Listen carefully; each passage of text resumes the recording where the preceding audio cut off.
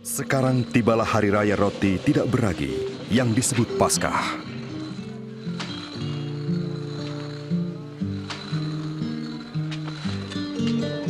Isa menyuruh Petrus dan Yahya pergi mempersiapkan makanan Paskah.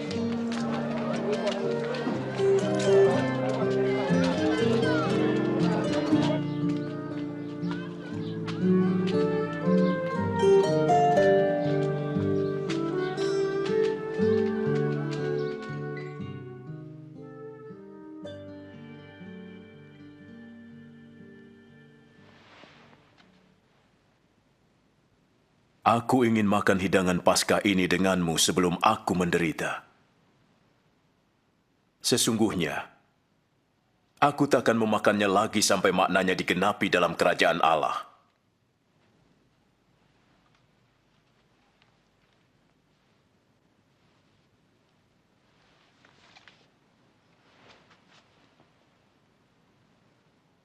Terpujilah Engkau, ya Allah, Tuhan semesta alam, yang memberkahi pokok anggur.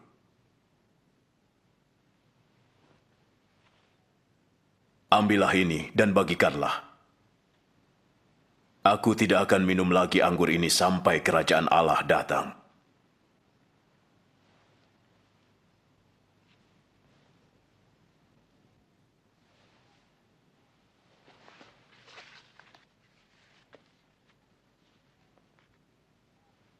Terpujilah Engkau, ya Allah, Tuhan semesta alam, yang memberkahi roti hasil bumi.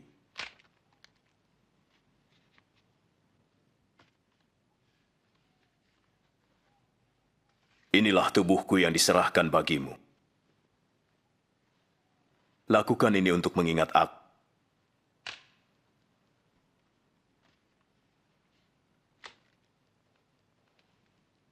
Cawan ini adalah perjanjian baru oleh darahku yang ditumpahkan bagimu.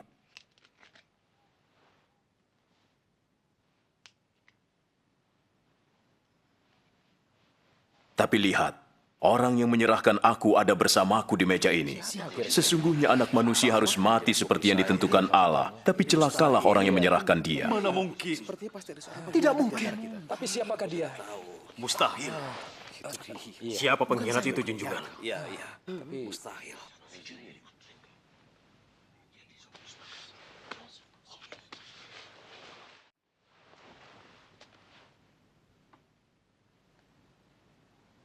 Yang terbesar harus menjadi yang terkecil. Dan pemimpin harus seperti pelayan. Siapakah yang lebih besar? Yang duduk makan? Atau yang melayani? Tentu yang duduk makan. Tapi aku berada di tengahmu sebagai pelayan. Kamu tetap bersamaku dalam segala pencobaanku. Dan aku menentukan kerajaan bagimu. Sama seperti Bapakku menentukannya bagiku. Kamu akan makan dan minum semeja dengan aku di dalam kerajaan. Dan kamu akan duduk di tahta menghakimi 12 suku Israel. Jadi pengkhianat itu tidak ada. Simon, Simon, dengar. Iblis ingin menyaring kalian untuk memisahkan yang baik dari yang buruk bagai gandum dari sekam. Tapi aku telah berdoa agar imanmu jangan gugur. Jika engkau sudah insaf, kuatkan saudara-saudaramu. Junjungan, aku siap untuk dipenjara bersamamu dan mati bersamamu. Dengarlah Petrus, ayam tidak akan berkokok hari ini sebelum kamu menyangkal aku 3 kali.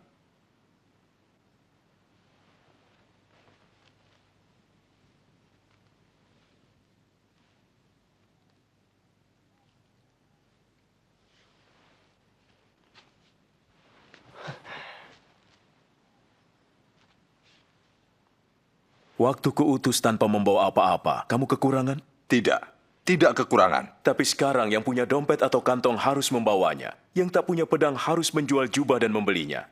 Ada tertulis, ia akan digolongkan dengan orang durhaka. Dan yang tertulis tentang aku sedang digenapi. Lihat. Ini ada pedang, junjungan.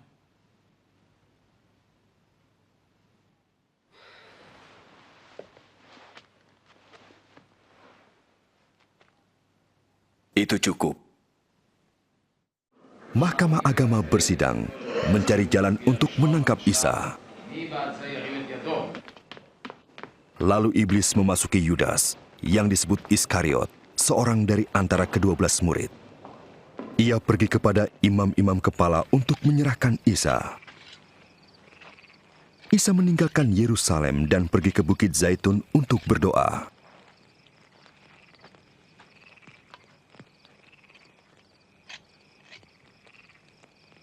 Berdoalah agar jangan jatuh dalam pencobaan.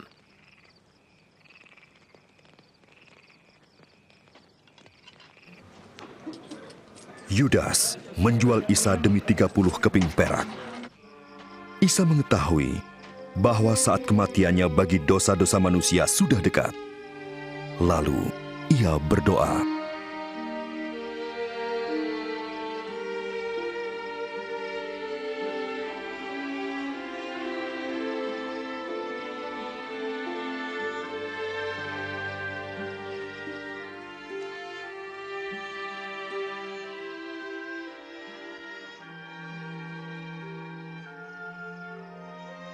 Ya Bapa, sekiranya Engkau berkenan, jauhkanlah cawan ini daripadaku.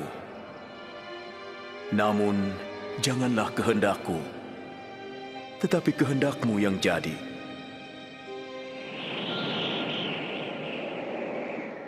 Malaikat dari surga menampakkan diri kepadanya untuk menguatkan dia. Dan peluhnya bagai titik-titik darah bertetesan ke tanah.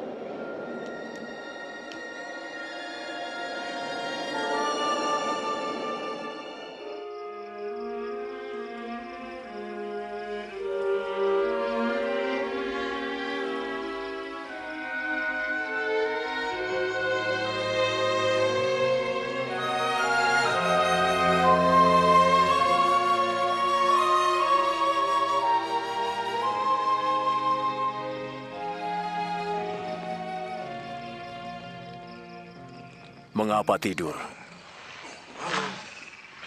Bangunlah. Berdoalah agar jangan terkena pencobaan.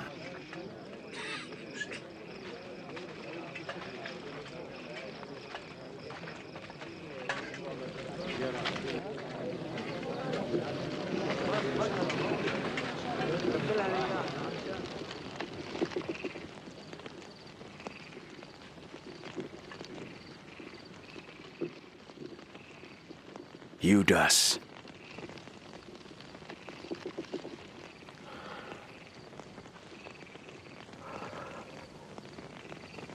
Apakah dengan ciuman kau serahkan anak manusia?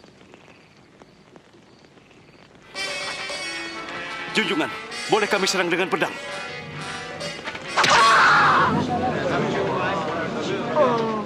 Ayo, tangkap dia. Sudahlah.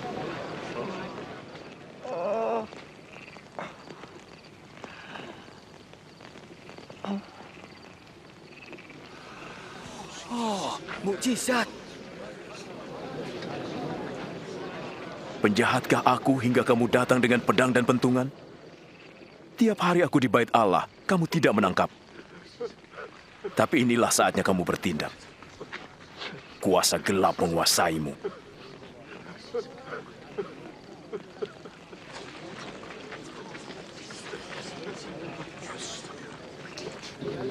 Tangkap dia.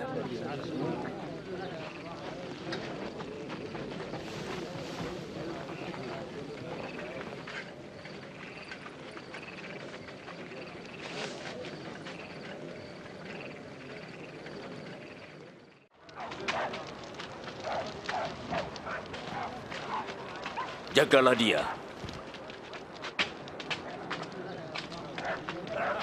Para prajurit membawanya ke halaman dan mengolok-olok dia sebagai Raja Bani Israel. Inilah juga seorang raja. Katakan, apa yang akan terjadi? Engkau akan selamatkan kami, Yang Mulia. Menyelamatkan kami. Orang ini juga bersama Isa. Aku tidak mengenal dia. Aku lihat mereka bersama.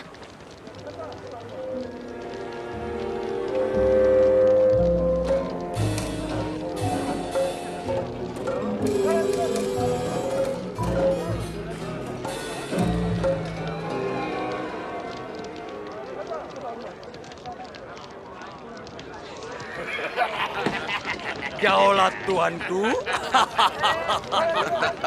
Bagaimana menghormati orang? Kau juga salah satu dari mereka. Tidak, bukan aku.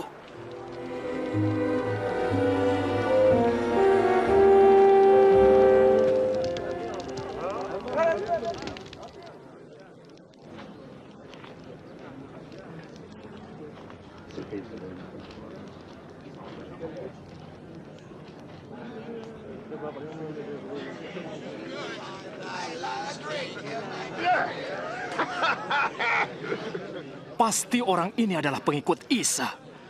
Sebab ia juga orang Galilea. Pergilah. Aku tidak tahu apa yang kau katakan.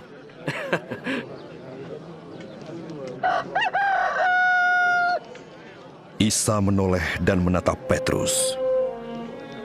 Lalu Petrus ingat apa yang dikatakan Isa kepadanya. Sebelum ayam berkokok hari ini, engkau akan menyangkal aku 3 kali.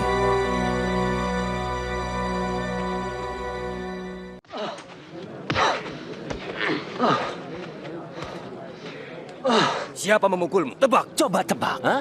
Siapa berikutnya? Sudah. Berhenti kataku. Bawa dia ke mahkamah agama. Ayo.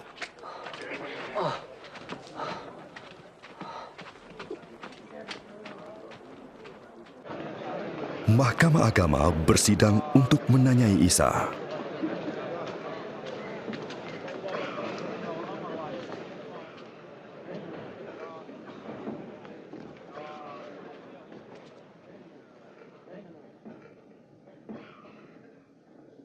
Katakan, apakah engkau Al-Masih?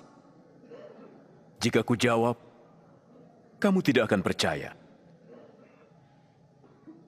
Jika aku bertanya, kamu tidak akan menjawab.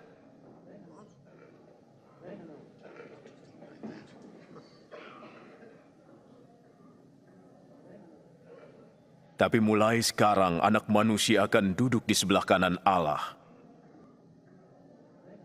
Kalau begitu, engkau sang anak? Ya, akulah dia. Siapa yang memberi dia kuasa untuk mengatakan hal itu? Allah sungguh keterlaluan. Dosa. Dosa. Kita sudah mendengar dari mulutnya sendiri.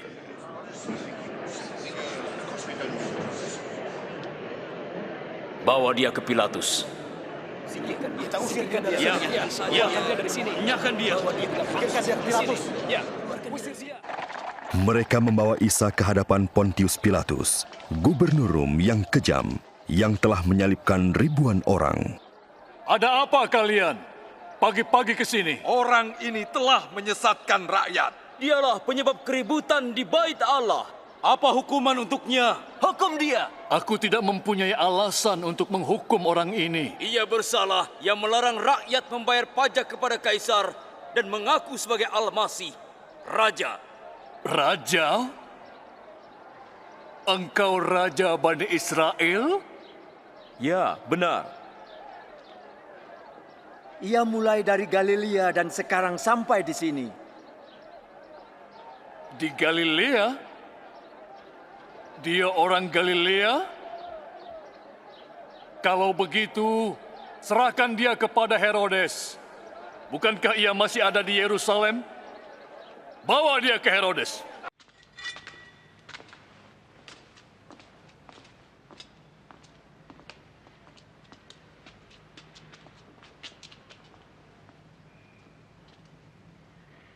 Siapakah engkau ini sebenarnya?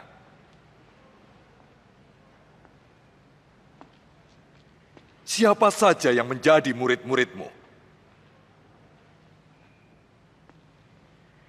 Banyak orang mengatakan bahwa engkau dapat membuat mukjizat.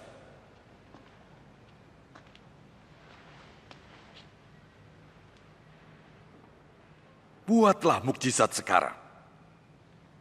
Tuanku, ia telah menyesatkan seluruh rakyat. Ia menyebut dirinya Raja. Orang ini, Raja?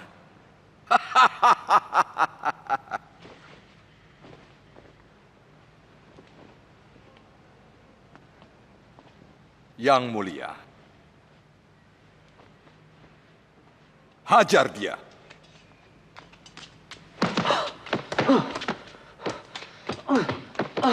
Kembalikan ke Pilatus.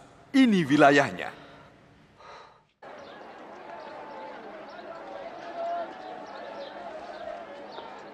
Orang ini tidak pantas dihukum mati.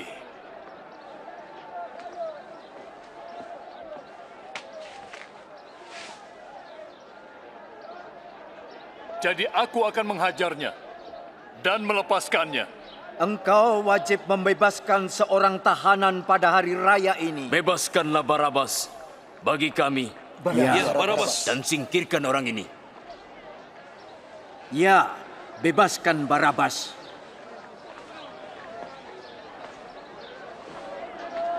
Salibkan dia. Ya, salibkan dia.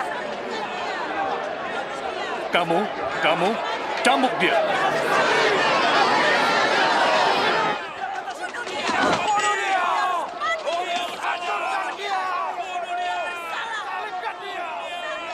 Apalagi yang kau tunggu, Pilatus?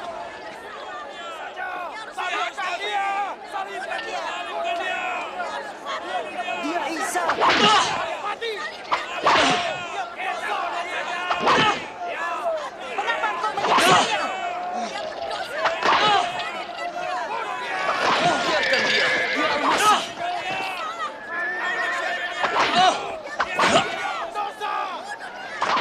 Ia tidak melakukan apa-apa.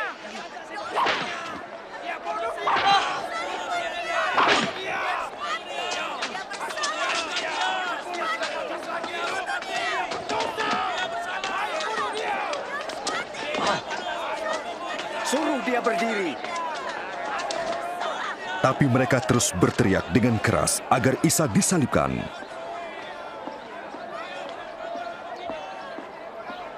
Akhirnya Pilatus menjatuhkan hukuman mati kepada Isa. Ia membebaskan Barabas yang dipenjarakan karena pemberontakan dan pembunuhan, lalu menyerahkan Isa kepada mereka untuk disalibkan. Ayo jalan. Bangun. Ayo bangun.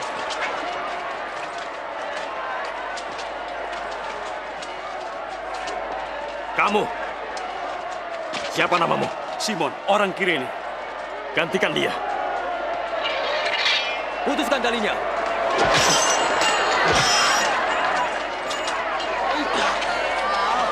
Kau, pikul ini. Ayo jalan. Cepat. Mundur. Kami menangisimu, junjungan. Minum ini, minumlah. Minumlah, junjungan. Putri Yerusalem, jangan tangisi aku, tapi tangisilah dirimu dan anak-anakmu. Sebab jika orang bisa berbuat begini terhadap kayu hidup, apalagi terhadap kayu kering. Allah menolong junjungan. Kami mendoakan junjungan.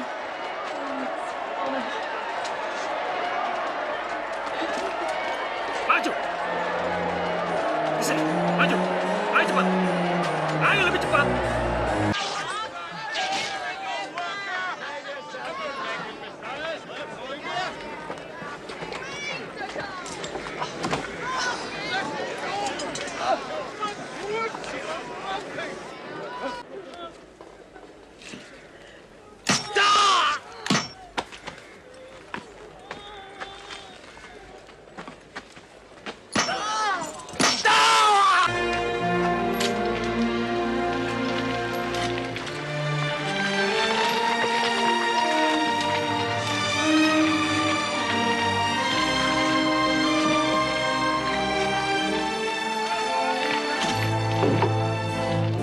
Tancap asaknya.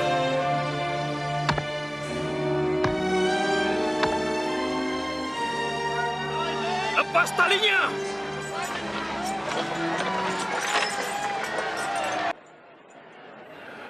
Ampuni mereka, Bapa.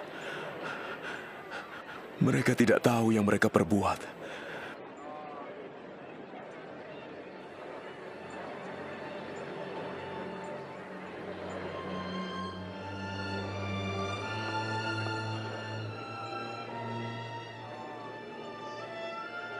Orang lain ia selamatkan.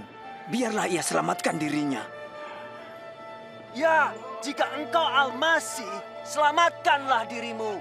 Turunlah dari salib. Tunjukkan salah satu mujizatmu.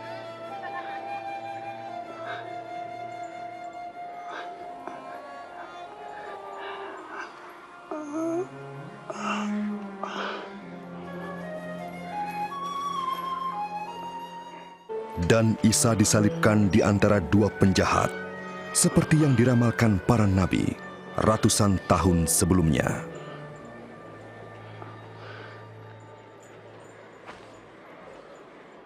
Inilah dia jubah yang ajaib. Sini, ayo. Ini milikku. Jangan dibagi. Mari silakan padaku. Kita undi saja. Ayo, kita undi saja dulu. Ayo. Aku pasti menang. Sini. Kau tidak bisa. Pasti aku yang menang. Lihat saja nanti. Ayo. Aku yang menang. Akan kau apakan jubah Selalu menang. Di atas kepalanya tertulis, "Inilah Raja Bani Israel." Selamatkan dirimu jika engkau Raja Bani Israel.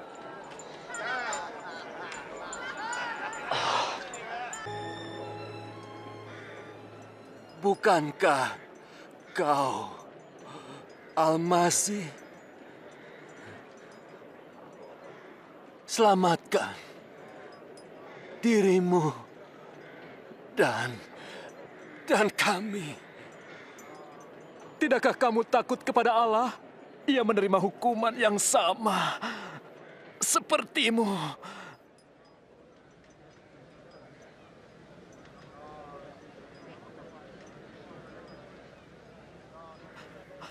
Ingatlah aku, Isa, bila kau datang sebagai raja. Aku berjanji, hari ini pun engkau bersamaku di Firdaus.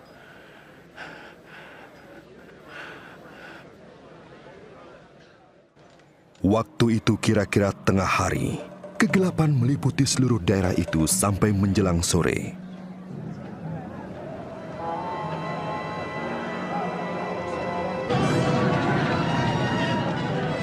Tirai Bait Allah terbelah menjadi dua.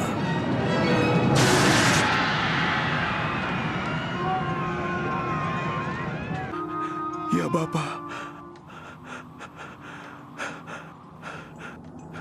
ke dalam tangan-Mu kuserahkan nyawaku.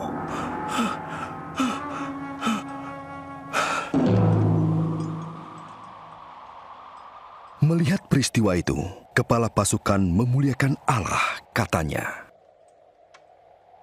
Terpujilah Allah. Sesungguhnya dia ini orang benar.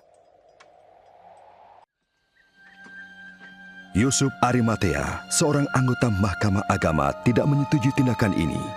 Ia meminta izin dari Pontius Pilatus untuk memakamkan Isa sebelum hari Sabat tiba.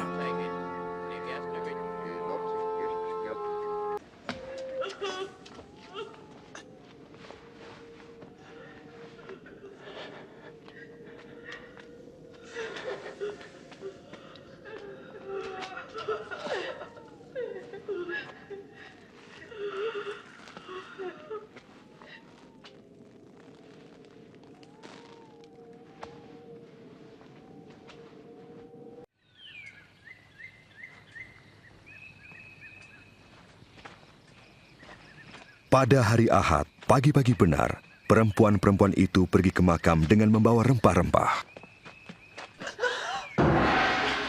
Mereka mendapati batu sudah terguling dari makam itu. Dan ketika masuk, mereka tidak menemukan jenazah Isa.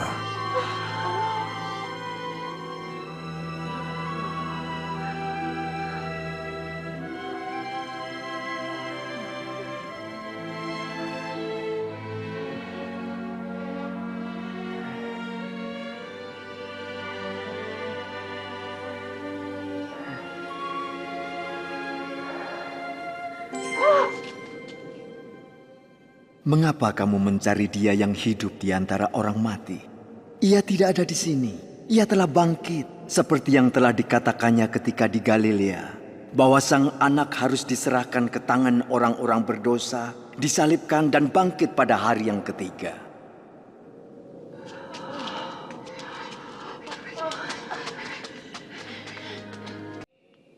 Isa menampakkan diri kepada dua orang muridnya.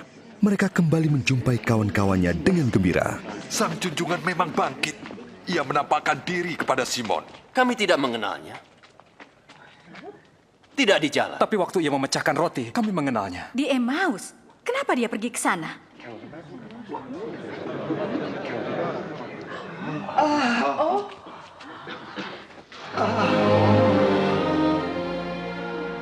Damai bagimu.